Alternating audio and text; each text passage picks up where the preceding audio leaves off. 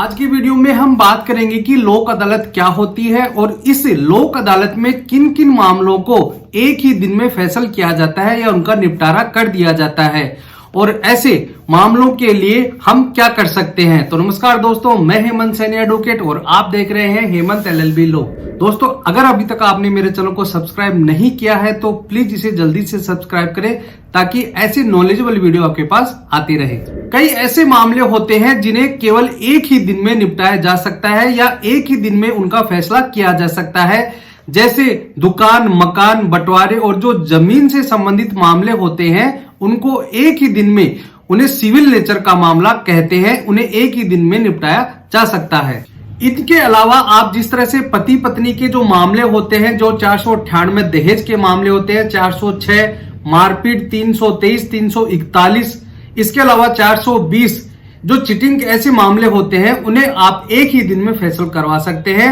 इसके साथ ही जो चेक बाउंस के मामले होते हैं और जो चोरी यानी 379 के जो मामले होते हैं उन्हें भी आप एक दिन में फैसल करवा सकते हैं। इसके अलावा आप कंज्यूमर से रिलेटेड मामले और जो क्लेम से संबंधित मामले होते हैं इनको आप एक दिन में ही समझौता करके फैसल करवा सकते हैं। जो मामले कोर्ट के अंदर कई सालों से पेंडिंग चल रहे हैं और समझौते लायक जो मामले होते हैं उन्हें लोक अदालत में निपटाया जाता है।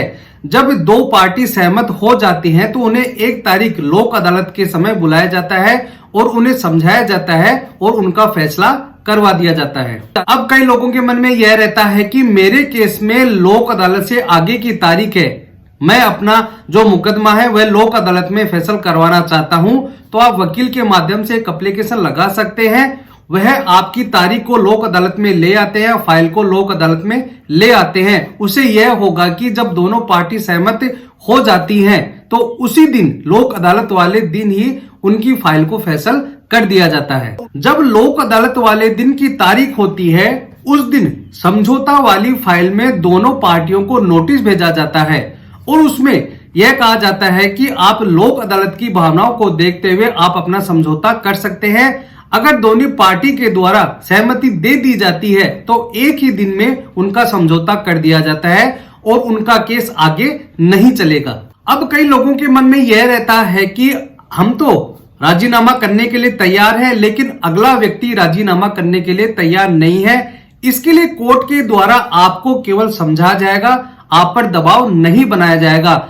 अगर कोई भी पार्टी समझौता नहीं कर रही है तो आपकी फाइल में जो डेट डली हुई है या फिर जो आगे की आपको तारीख दी हुई है उस तारीख पर आपको आना होगा। मान लीजिए कि आपके पास लोक अदालत का नोटिस आया है, अगर आप नहीं जाना चाहते हैं तो उससे कोई भी प्रभाव नहीं पड़ेगा, क्योंकि कई लोगों के मन में यह रहता है कि हमने गलती नहीं की है, हम समझौता क्यों करें। तो इसी कारण से आप कोर्ट के द्वारा अगर फुल ट्रायल करवाना चाहते हैं तो लोक अदालत में आप समझौता करने के लिए बाध्य नहीं है। लेकिन अगर दोनों पार्टियां सहमत हो जाती हैं तो उन्हें समझाकर उनका केस में समझौता कर दिया जाता है और एक ही दिन में उनका फैसला कर दिया जाएगा। अब कई लोगों के मन में यह रहता है कि लोक अदालत में फैसला करवाने से क्या हमें भविष्य में कोई दिक्कत तो नहीं होगी, कोई नौकरी में या फिर कोई जॉब में दिक्कत तो नहीं होगी। तो आपका डाउट मैं क्लियर कर देता हूं, इससे आपकी नौकरी और नौकरी लगने वाले में इसमें कोई भी दिक्कत नहीं होगी। लोक अदालत में जो फैसले होते हैं वह समझौते के आधार पर ही फैसले होते हैं, इसमें आपकी जॉब पर और नौकरी पर कोई भी उसका बुरा असर नहीं पड़ेगा। तो दोस्तों, आज के लिए इतना ही। मैं उम्मीद करता हूं कि आपको ये वीडियो समझ में आ गया होगा कि लोक अदालत में आप अपनी केस को कैसे डिस्पोज करवा सकते हैं और उसका फैसला एक दिन में कैसे करवा सकते हैं। वीडियो अच्छा लगा हो तो प्लीज इसे लाइक शेयर करें और ऐसे इंटरेस्टिंग वीडियो के लिए प्लीज मेरे चैनल को सब्सक्राइब करें। धन्यवाद।